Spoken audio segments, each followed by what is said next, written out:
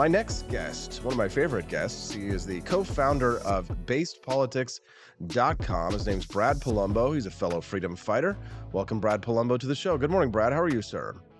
Hey, good morning. I'm doing well, thanks. Yeah, I appreciate you getting up so early for us, Brad, especially to talk about a story like this, which I'm sure is as deeply troubling to you as it is to me. Despite the fact that we have very, similar tolerant views on how people ought to be able to live their lives as they see fit. And, if people want to demonstrate on the streets in favor of their, preferred sexuality, it neither picks my pocket nor breaks my leg, it doesn't bother me. But the attitudes of pride parades have changed a lot, and they've changed very dramatically in a very short amount of time. In New York City, their pride parade on Sunday had a very controversial chant where some of the LGBTQ activists there had been shouting, "We're here, we're queer, we're coming for your children." Brad, your take. Oh, that is so demented and so counterproductive. As a gay person, that bothers me so much. Look, I think the best possible faith interpretation is that they're trolling, they're joking, maybe to try to like rib at conservatives who are calling them groomers or whatever. But I think that's like if you're being as charitable to them as possible. I think really, oh, what a creepy thing to say, what an inappropriate thing to say. And it completely plays into this long held stereotype that gay people are out to get your kids or more likely to abuse kids, which is not statistically true. And we've spent as a community decades fighting back against. Now they're playing into it, either because they earnestly believe it or because they're just that committed to trolling conservatives. Either way, disgusting, demented, counterproductive. And what I will say is I keep seeing these clips of these pride parades, and there's crazy stuff going on. Weird chants, nudity, inappropriate displays in front of children, kink, BDSM, blah, blah, blah. I just want people to remember that pride parades, especially the clips that go viral, are not representative of your average LGBT American. Most of us don't go to those events. I haven't been to one in years and years and years. I wouldn't be caught dead at one at this point because they're weird, because they're politicized, they're partisan, they're extreme. They're not what they used to be. And so you're looking at the fringe when you look at these clips. You're not looking at an average representative of the community. And I just want people to understand that because they're giving us all a bad name. Yeah, I agree with you, Brad. Years ago, when I used to work for the Libertarian National Committee, my very first job in politics, we would go and we would man tables, and I recommended that we go to the Pride rally parades to try and see if we can't get some members from the Pride rallies to join the Libertarian Party, which I was a member of at the time. And you didn't see this kind of stuff when walking down the streets of Washington, D.C. Like there were kids around, and I didn't worry about it because I knew there wasn't any kind of shenanigans or anything like this going on. But that has changed, Brad. Why has it changed? What has changed recently that is causing this now, this desire by some members, even if it's a minority, as you say, to become the loudest members and to be pushing very loudly for the indoctrination of children? I honestly don't know. I can't relate to it at all. It's just never crossed my mind to any such a thing.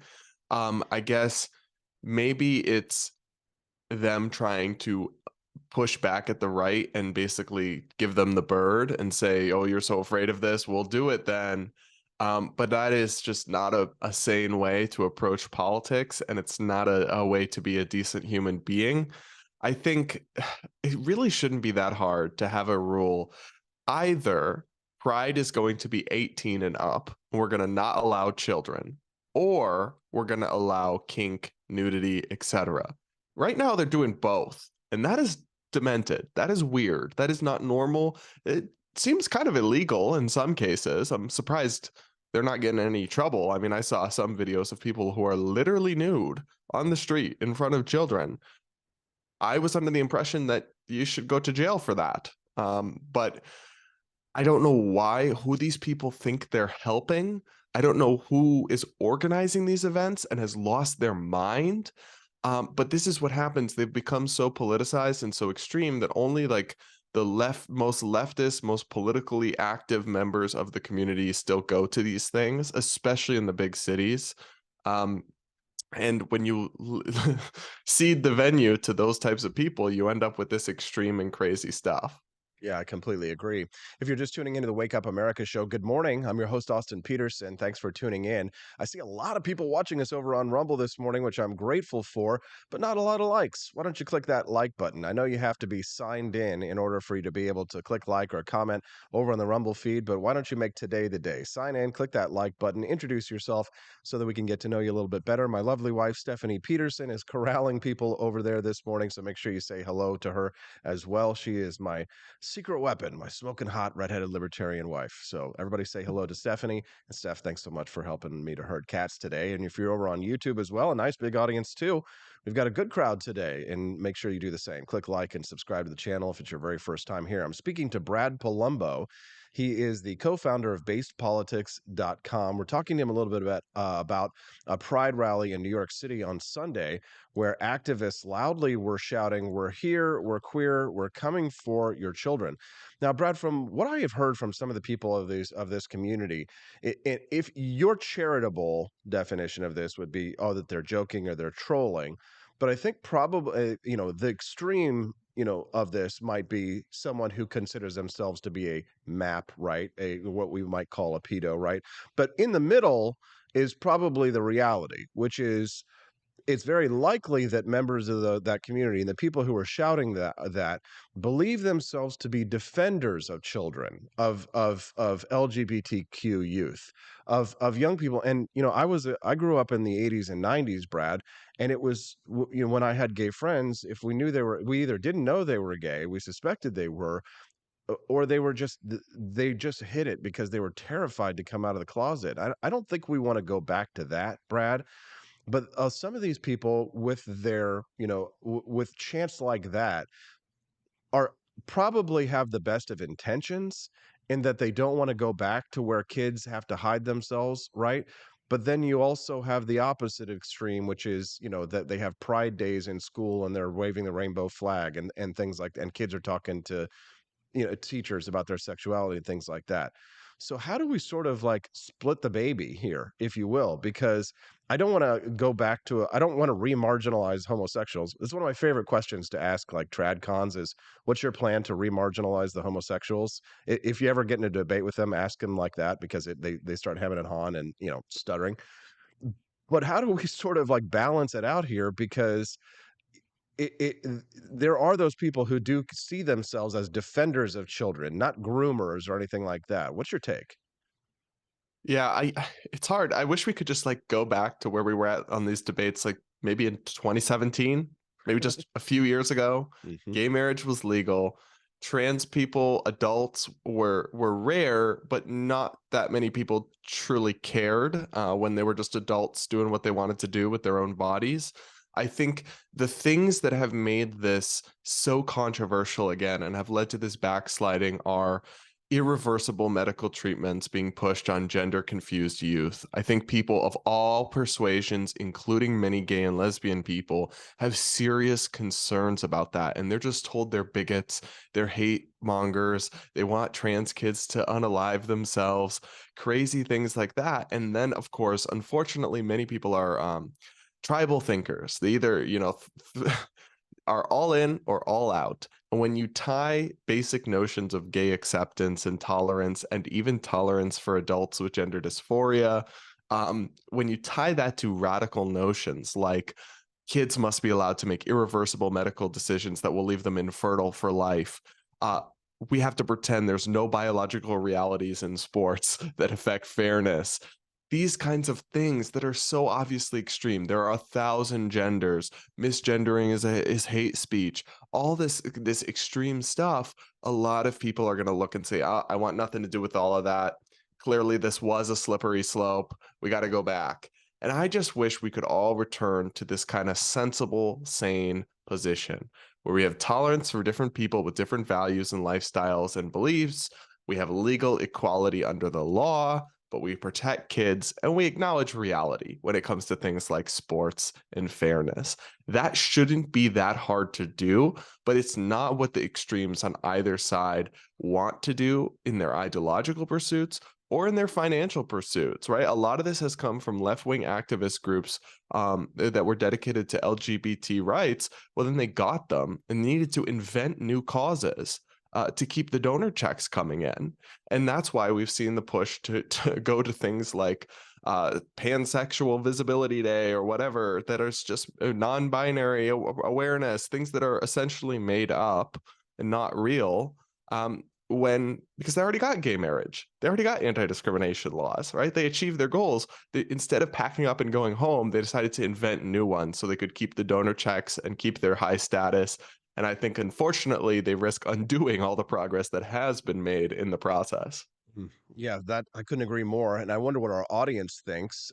You can text the show today at 573-319-1586 if you'd like to have your voice heard or if you have a question for Brad.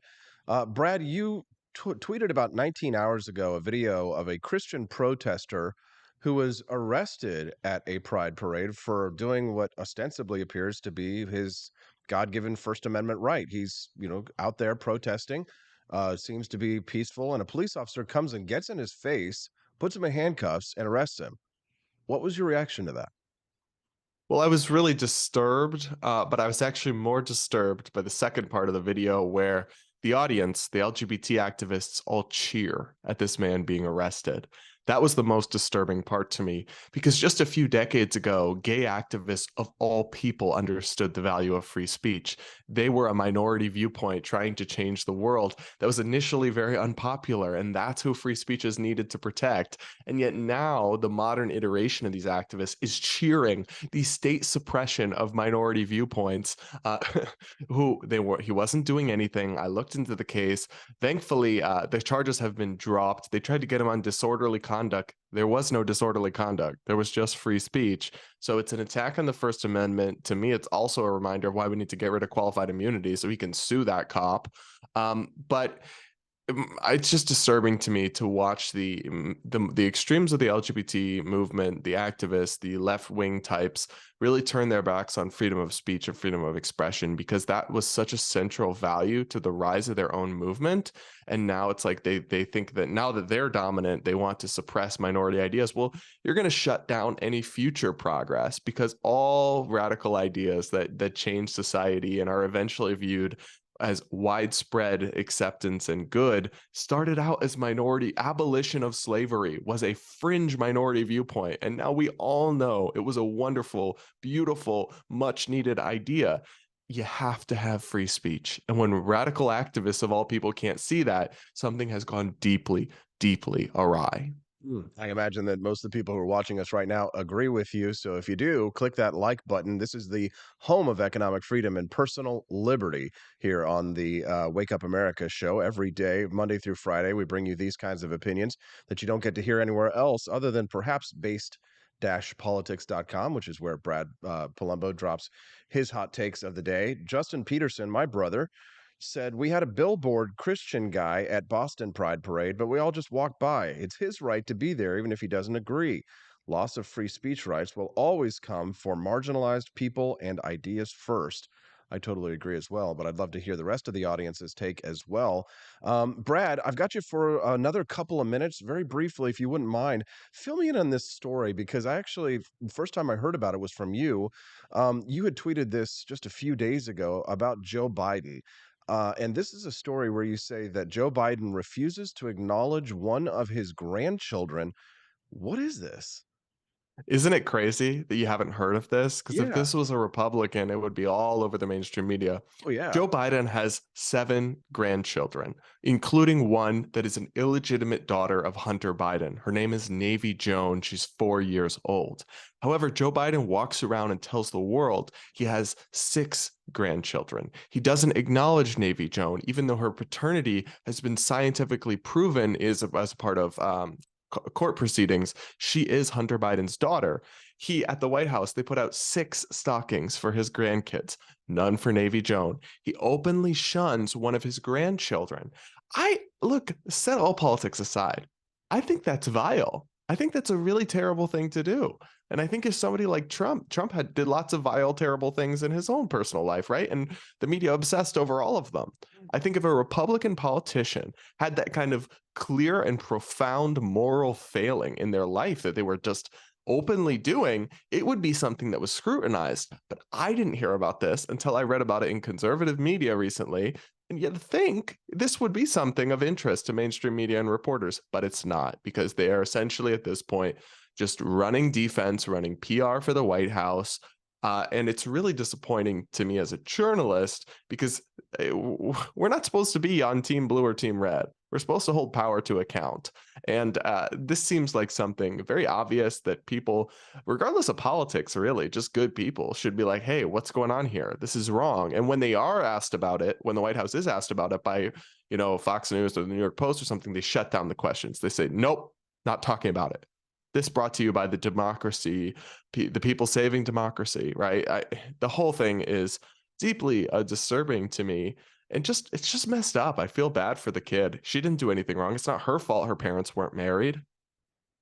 Couldn't agree with you more. Brad Polumbo, the co-founder of basedpolitics.com. Brad, you're going to be speaking at Freedom Fest here coming up here real soon. Do you want to give us a little sneak preview of that and maybe tell us where people can find out more about you online?